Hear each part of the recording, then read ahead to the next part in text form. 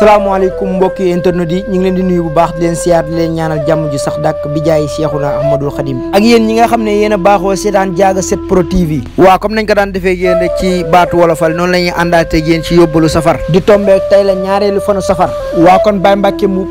ñëwal ñu ci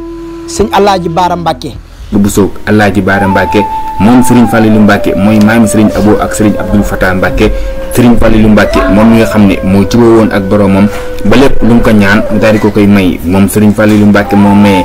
moom mooy ki nga xam ne daa jubóo yàlla suñu borom bu lépp lu mu ko ñaan mu daal di ko koy may moom Serigne Fallilou Mbacke mooy borom na am mu am borom du am du fi am moom Serigne Fallilou Mbacke ku ñu ànd ak Serigne waaye ku jàkk daawoo juróom-ñaari Serigne Fallilou Mbacke mu xeetali la Serigne Fallilou Mbacke nee may Sénégal moom mi nga xam ne moom moo waxoon Senghor seng sa ko moom Serigne Fallilou Mbacke nee na lépp ma waaye ñaan dinaa ko ko may lépp lu ñëw ci man bu dee xéewal ma jox ko ko bu dee leneen nit dana fa jógee moom Serigne Fallilou Mbacke jërëjëf dañ koy sant di ko way yóbbalu safar ak Serigne Mbacke Mbuub bu leen ko wuute la voix de la paix et de la solidarité de l'espoir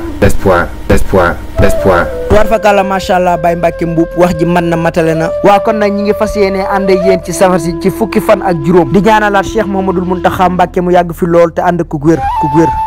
kon nag ñoo ngi leen di jox dig daje ba suba ak jàmm ci yeneen waxtaan wi nag ñoo ngi ciy ànd ak Diaga Pro 7 TV ak Sene Pro TV kon nag abonné leen aimé leen partagé leen ndax ñu gën a mën a wéyal liggéey bi kon nag ñu yend ak jàmm. Diaga 7 Pro TV, la chaîne qui vous donne des informations en temps réel